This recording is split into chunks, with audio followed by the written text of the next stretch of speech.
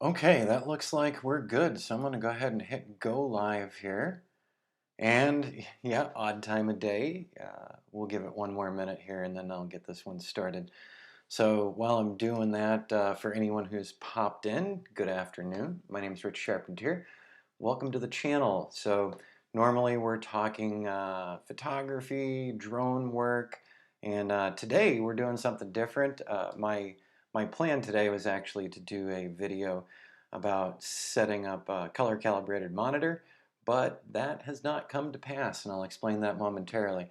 So when you see me looking over off to the right here, I'm checking on the stream to see who's popped in, if anyone's made any comments or anything.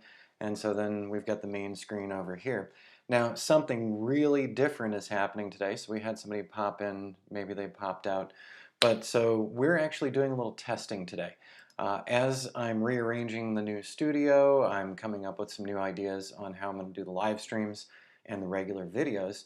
And so one of the things that I'm testing out today, right on here, the Rode Wireless Go or Go Wireless, whatever it is, the microphone, transmitter, and receiver. I've never played with them actually being connected directly to my Mac or any other machine for that matter.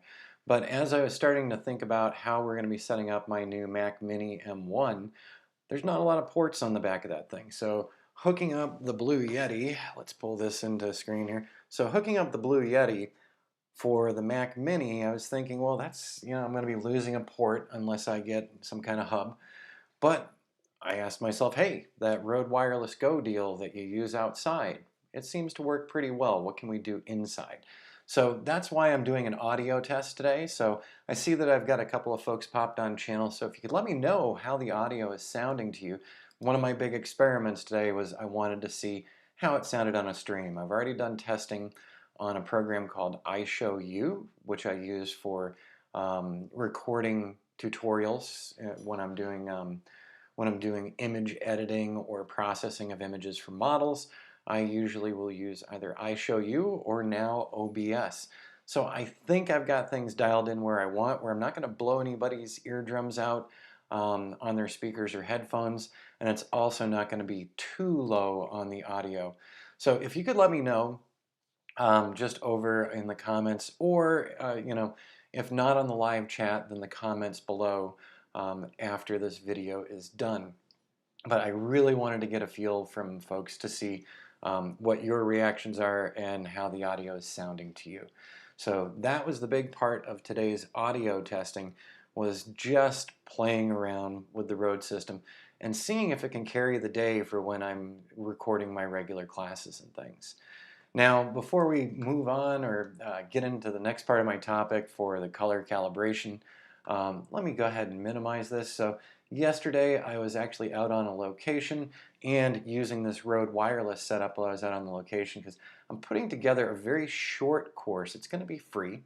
And it's just on doing 360 panoramas with a drone. So we've seen a lot of stuff on terrestrial-based 360 panoramas for realtors, going and doing home walkthroughs and helping keep that social distancing going on, but giving people a view of the interiors of the homes. And oftentimes drone pilots are thought of for doing exterior images, maybe some exterior video, but I haven't seen a lot of people talking about using drone 360s to not only show the landscape and the home and where it's located and where it's located in its community, but I realized that I haven't seen a lot of drone 360 tours like we see for real estate 360 tours. So I started putting together this little class last week, and one of the things that I did yesterday, we were actually out on location, and let me make sure that that is off. So I actually had gotten everything set up. I set up the Rode wireless system with my iPhone 8 Plus as the receiver and the recorder. So me and screen over there, that's from the iPhone 8 Plus. And also that's where I'm transmitting the audio from. And the audio came out really nice on this.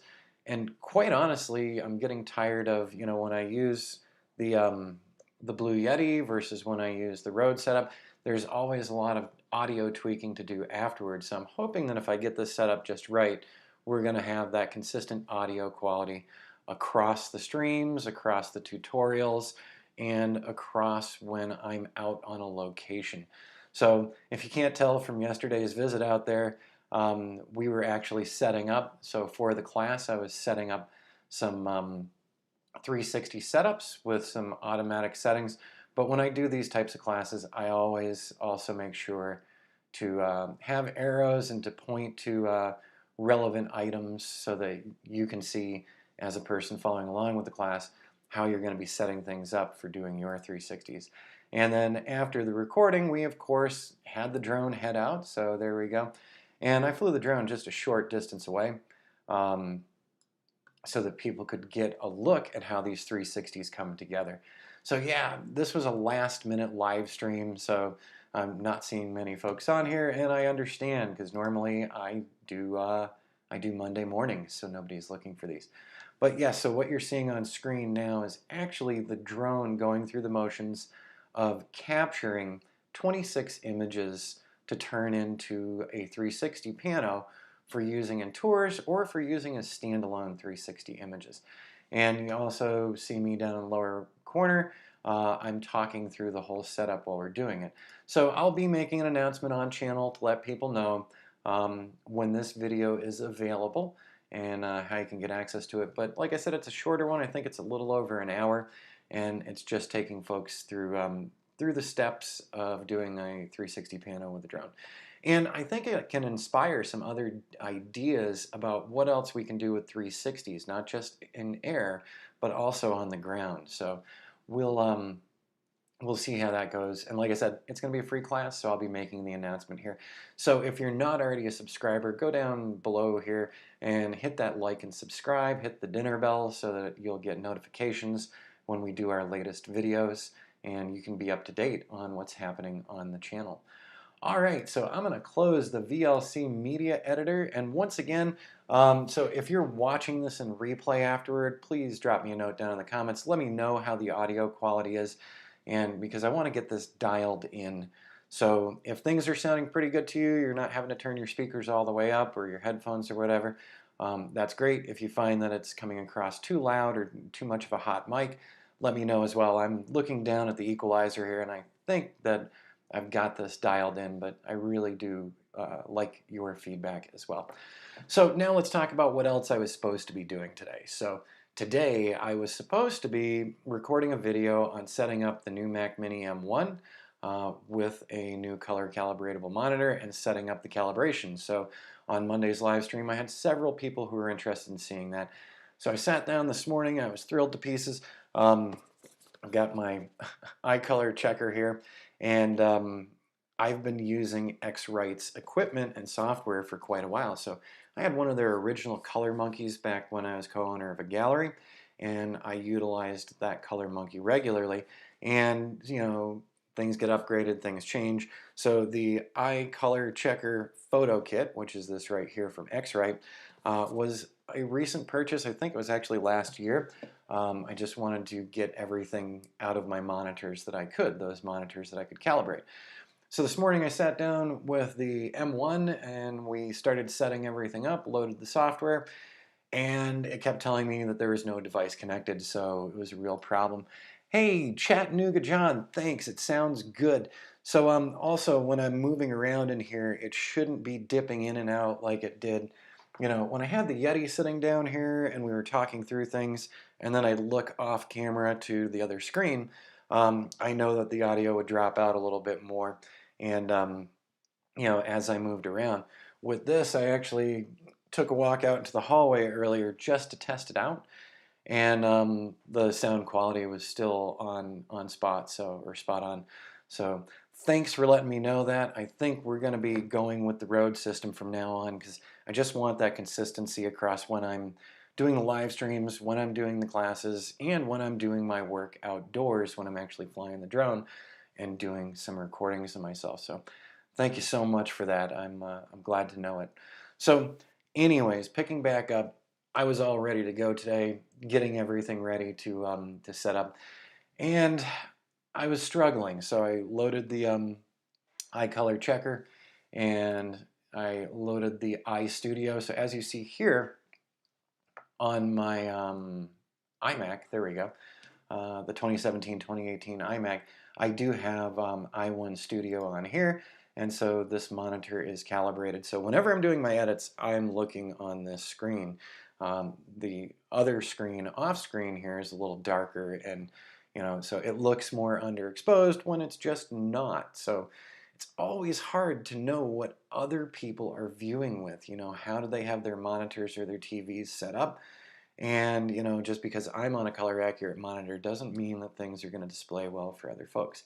But I still try to get things spot on when it comes to the color. And so in setting up the new Mac Mini, I was struggling and having a bad time, and it kept giving me a no device connected.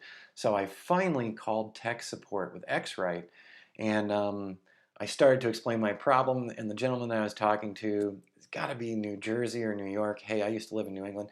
So I caught the accent, and as I was starting to explain my problem, I said, all right, so I'm getting the i1 color checker all set up here, and it's a Mac M1 or Mac Mini M1. And he says, "Oh, hold it right there." So I can't do a New York accent, but he stopped me right there and he said, we're not there yet." And by that, what I mean, let's pull this up. So here we go, X-rite photo video. It's not right out there in the front. I had to do a little searching around. So Mac OS Big Sur 11 and Apple M1 processor compatibility. So number one, Mac OS Big Sur, it is working okie dokie, and it's been tested and is compatible. However, for those of us who just got the new Apple Silicon, as of this published date, December 15th, 2020, none of our X-rite software applications will work with the new Silicon Macs. I was able to install it, I just can't use it.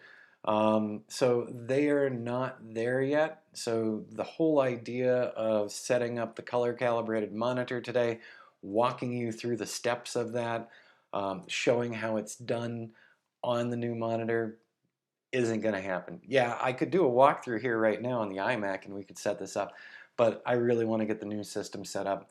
And so when the new system is ready to go, I will do that video. So we're taking a pass today on doing that setup. And while we're talking color, so color's been on my mind. A couple of days ago, Jody let me know that the house that we were renting, that we have now moved out from, has been listed on the market. And so she already found some images on MLS. Now, we did not do the shoot for the owners. Their realtor already had a photographer lined up who he likes working with, so I get that. We did, however, take the opportunity to go through and shoot the house and also do a virtual 360 tour through the house as well.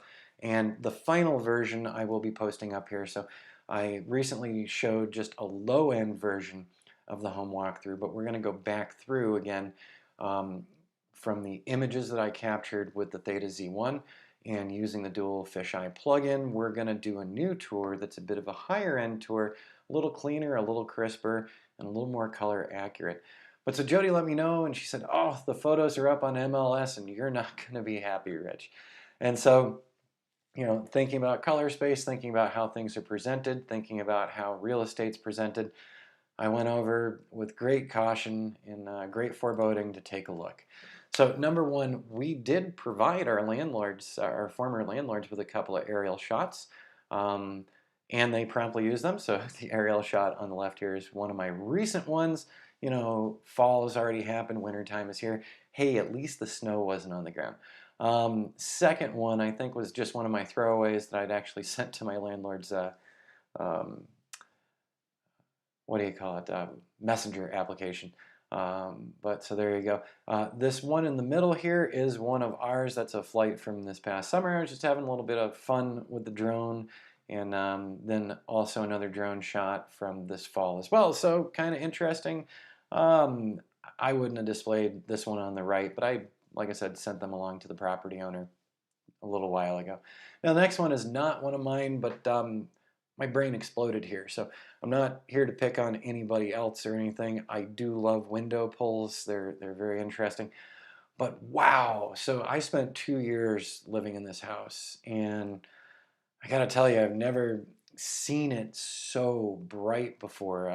There's only one light in the center on a ceiling fan, and it is super incandescent with a very yellow globe around it, so it just casts all these super warm color temperatures all over the place.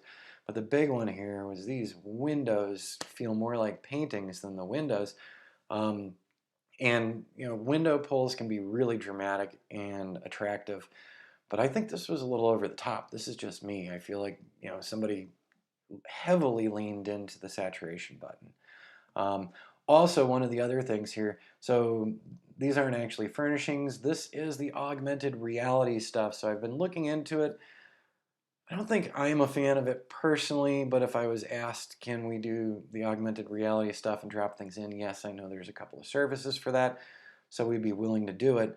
But as a person, and I mentioned this in a previous live stream as well, as someone who'd been hunting for a new place for about a month and a half, going in and touring the places, looking at the images online, um, it's really quite shocking as a person walking into the building who has a set of expectations about the colors in the home and maybe the cabinets or something else, and just running into a really big shock. And what I'm talking about, I want you to look where my mouse is circling. So over there, you can see some dark cabinets. They almost feel like maybe almost cherry. They are very, very dark cabinets. They do get lit during the day depending on when the sun's coming in through the windows. But these cabinets right here are much closer to reality than some of these other shots. So that kind of surprised me, especially this one on the right here. Those things are nowhere close to tan. So, so I was pretty surprised. And going back through my images from our walkthrough, I was much more satisfied with my color quality. So that made me feel better about how am I shooting and what am I offering. One of the other things that was kind of weird, so this augmented reality stuff again, so this dining room table isn't here. It almost feels like it's floating out just to me, because I'd seen that kitchen and dining area for 2 years running. But this almost feels like it's floating. It feels like it needs some shadows coming across somewhere just to say this is really contacting the floor. The other thing, however, the augmented reality images are set up. This center island is not this tiny little short thing. It's huge. It was a really great feature too to have in the kitchen area, but it's massive. If you look right over, so we go from this one where these cabinets aren't so painful to me. They're closer to the actual color. Looking at the next one on the right hand side, whoa, those cabinets aren't even close. So I went through and checked out some more of these. Once again, the big window pulls, maybe a little over dramatic on the hyper blue going on out there. I mean, it is Arizona, it does get hyper blue, but there's gradients to it, so it's not all one big flat hyper blue going on. All right, so there we go. I was just checking out colors and thinking about color science and color technology, getting ready to set up the new BenQ, but that's going to have to wait for another day. And yes, so this was the place we were living in. It is listed, so if you want to move to Prescott Valley, I think the listing price is 400 and something thousand. We were renting, um, but it was in the 400s, I believe. Let's arrow on back. So there was other listings as well. And Coldwell Banker, let's go take a look over at Zillow really quick. I think Zillow's got the price right up there. So the Zillow estimate is 413, and I thought that I saw them listing it for 480. But so if you want to move to the area, hey, pretty nice home with a lot of space in it with some decent views out of that kitchen area. So just taking one more look. So the one of my drone images was reused here. Once again, I had given them permission, so no problems with that whatsoever. And these are a little more subdued and toned down at least, so not shots taken by us. This was, I can't believe that they did grab it up, so this was a kitchen photo I did last year and I just sent it along. Clearly with the pixelation, I think my landlord just took it right off her cell phone and handed it to the realtor or whatever. The one other thing though that is looking weird here is that the walls got toned down a bit, so maybe something got edited in that one. But just looking at how pixelated it is, definitely altered and probably off the phone. So not too many photos for that one yet. So it might be that their photographer's still coming in to do the full walkthrough. But after seeing this, it was encouraging to me that yes, the color management that we're using when we're shooting interiors is pretty good and comes in as close to real life as possible. So that's the way I'm going to be shooting when we're looking at the real estate side. Is um, I have fun with HDRs in landscapes and things, but when it comes to these interiors, I really do want to come as close as possible to the realistic colors, just because me going through the process of looking in homes in this area too. Like I said, I was pretty surprised and shocked by how different the colors displayed on my iPhone or my iPad compared to when I got into the building and saw what was happening in the building. So all right, there we go. So this was a quick impromptu live stream for today. And the biggest part was checking out the audio quality. And so Chattanooga John said that it was sounding good to him. So once again, much appreciated, John. I like getting feedback from folks. I want to make sure that as we're doing these streams, that the audio quality improves for everybody, and that over time the video quality improves for everybody as well. So, all right, I'm going to close this one down. So, like I said, oh, by the way, there's a couple of homes for sale in the Prescott Valley area. Here's just a couple of the buttons. So, so if you're ever thinking about moving out to the desert southwest and the higher desert southwest, there's a lot of new construction going on here. Plus, there are a lot of homes on the market. If you're looking for a rental, good luck. That's a tough thing to figure out. So once again, I'll let everybody know when I'm ready to do that X-rite color checker setup. Hopefully, we'll be hearing from X-rite in the near future that they've got everything ready for the new Macs, and that way I can get everything calibrated. So I'm trying to figure out what to do with the new monitor for the moment, and it's actually literally sitting out in the living room because 10 minutes before we started this video, the FedEx guy dropped it off. Audio is so good I can hear you from Australia. All right, well that's a good one. Gosh, I gotta say, we've got a lot of folks from Australia that pop onto the channel, so welcome and glad to have you here. And I've been talking to another person in Australia who's building their drone business right now. And I know you guys are coming into your season right now, so I hope you have a good season this year for some fun drone flights and some other imaging work as well. All right, everybody, I'm going to wrap this one up. And so disappointing on the X-rite. I didn't even think about it, and I should have known. It's a new product, and while it's running a lot of the older applications that haven't been upgraded yet for the M1 chip, I should have realized that, hey, you better look up your i1 color checker before you start down this road. All right, everybody, I'm gonna wrap these things up here, and I'm gonna go assemble a new monitor. And I think Monday's live stream is probably gonna be done off of the Mac Mini M1. So look forward to that. I'll be posting the announcement over the weekend for the standard Monday live stream that occurs at 8 o'clock Arizona time, so Mountain Time right now. And during the summertime, it's 8 o'clock Pacific time because we don't change our clocks here. All right, have an awesome rest of your week, everyone. Thanks for stopping in and participating with the audio check with me. It's super appreciated.